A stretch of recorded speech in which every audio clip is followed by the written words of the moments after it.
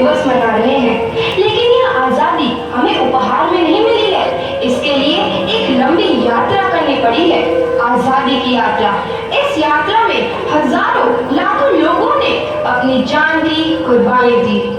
1919 जलियांवाला बाग। आज हमारी बैसाखी का दिन है, लेकिन पूरा पंजाब बैसाखी नहीं मनाएगा। हम सब बैसाखी नहीं मनाएंगे।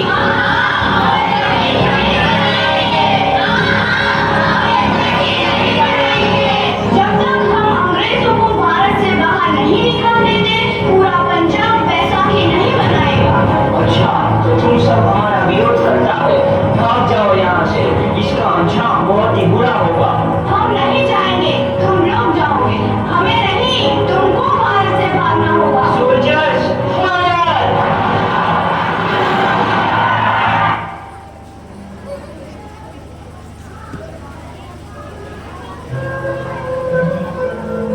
आज हम आजादी दिवस मना रहे हैं, लेकिन यह आजादी हमें उपहार में नहीं मिली है। इसके लिए एक तुम्हारे इस अत्याचार से हम डरेंगे नहीं। इस अत्याचार का बदला लेकर रहेंगे। हम आजादी लेकर रहेंगे। जलियांवाला बाग हर हिंदुस्तानी की आंख नम कर गया।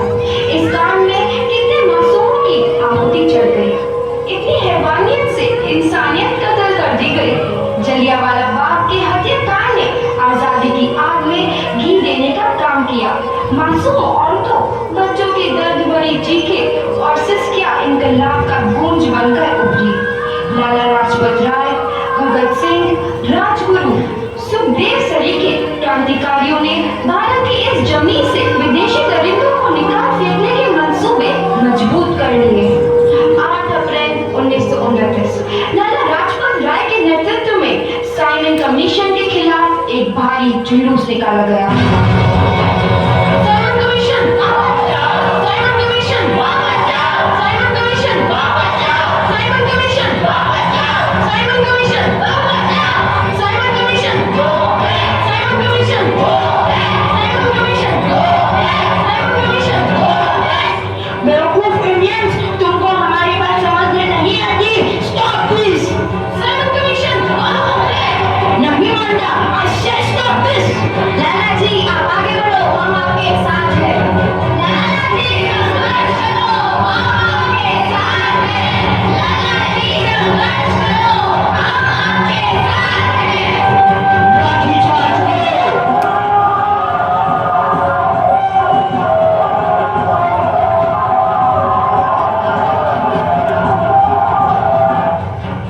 लाला जी को तो बहुत गहरी चोट लगी है, उनका सर फट गया है। मेरे शरीर में लगी एक एक लाठी अंग्रेजी सरकार के कफन में कील का काम करेगी। ये आजादी की लड़ाई रुकनी नहीं चाहिए। ये जिम्मेदारी मैं तुम सबको सौंप कर जा रहा हूँ। लाला लाजपत राय की दर्दनाक मौत के बाद भगत सिंह, सुखदेव, राजगुरु वतन के इन मतवालों के खून में ऐसा उबाल आया जिसका सामना करना अंग्रेजी सरकार के लिए मुश्किल हो गया। अंग्रेजों को करारा जवाब देने के लिए स्कॉट और सैंडर्स को मारने की रूपरेखा रची गई।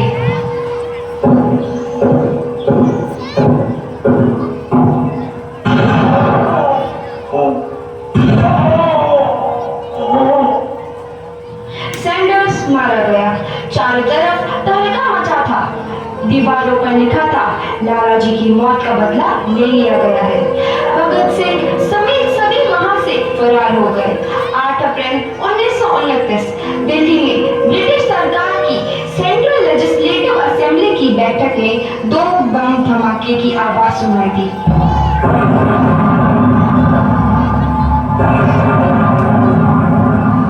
इन धमाकों ने अंग्रेजी हुकूमत को हिलाकर रख दिया। इस घटना को अंजाम देने वाले भगत सिंह, राजगुरु और सुखदेव ने अपने आप को अंग्रेजों के हवाले कर दिया।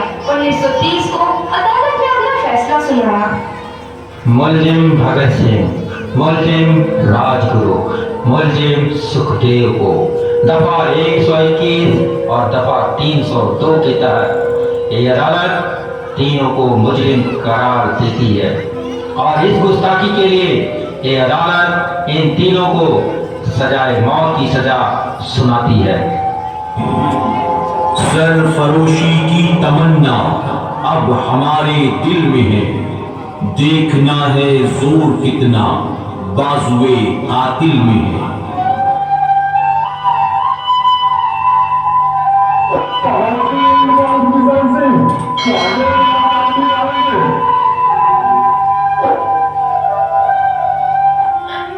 पुत्र की हाल है तेरा। मैं चंगा हूँ माँ, फिक्र करने की कोई गल नहीं। पुत्र, मेरा दिल तेरी तरह पत्थर दिल नहीं होगा। तेरी ये गला सुन के मेरा कलेजा फटे जा रहा है। माँ, मेरा दिल कोई पत्थर जैसा नहीं है, एक वतन परस्त का दिल है जो मेरे देश प्रेम के जज्बे को ताकत देता है। बेटा, मेरा लाल, माँ, आज मेरी तपस्या पूरी होने जा रही है। जे तू रोई तो मैंने तकलीफ होइया। सोच, तेरा पुत्र आज शादी करने वास्ते जा रहा है। फर्क केवल इतना है, वो घोड़ी पर नहीं, फांसी पर चढ़ने वास्ते जा रहा है।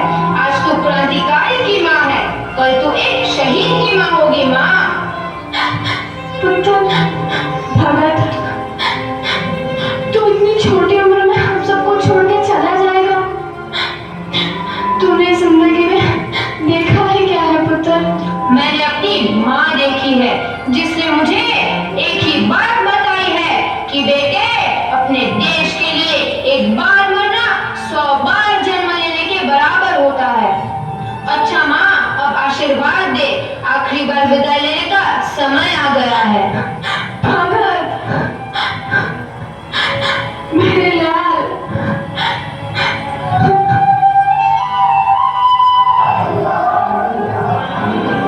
भगत सिंह, तुम्हारी कोई आखिरी ख्वाहिश?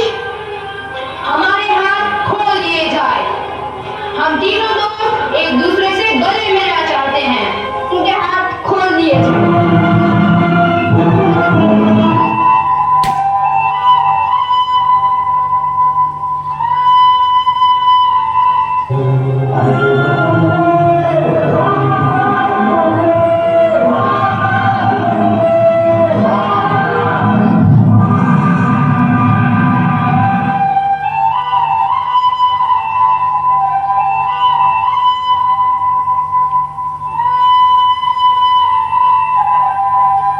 देश के हर एक नौजवान के मन में आजादी की नई उमंग हिलोरे लेने लगी। अंग्रेजों भारत छोड़ो का नारा जोर पकड़ रहा था। सबने एक आजाद भारत का सपना देखना आरंभ कर दिया था। हर कोई अपने अपने ढंग से इस महायज्ञ में अपनी आहुति दे रहा था। सुभाष चंद्र बोस, रानी लक्ष्मीबाई, तात्या टोपे और मंगल पांडे जैसे शहीदों की कुर्बानी निकल गई। 15 अगस्त 1947 को भारत आजाद हुआ।